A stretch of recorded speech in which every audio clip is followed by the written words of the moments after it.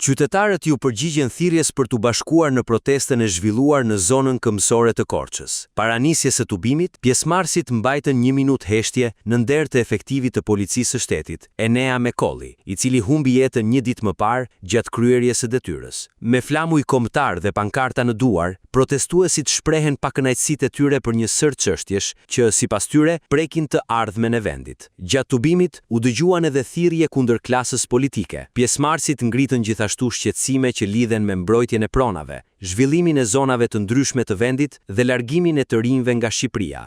Në fakt nuk prisja kaq njerëz sot, isha pesimiste, mendova që nuk do kishte pedonala kaq njerëz. Jam shumë e lumtur.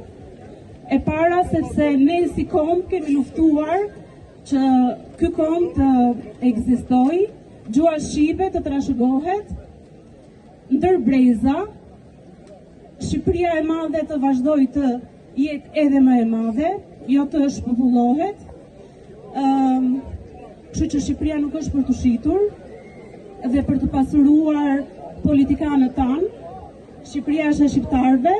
I ftoj të gjithë të rinjve për të bërë pjesë e protestave të ndryshme për të shkruar kënaqësitë tona, sepse vetëm nëpërmjet tyre ne mund të afrojmë ata të cilët ne kemi larguar të rinjtë tanë. Një tjetër qytetare tha se arsyeja e pjesëmarrjes në protest lidhej me dëshirën që të rinjtë të ndërtojnë të ardhmen e tyre në Shqipëri. Unë kam 2 vajza, njëra është aty dhe njëra është, të cilat nuk dua t'i largojnë nga Shqipëria. Dua t'i rinë këtu në këtë vend, ku Zoti i ka dhënë gjithçka këtij vendi, i ka dhënë natyrën, i ka dhënë detin, i ka dhënë malit, i ka dhënë njerëzit e mirë.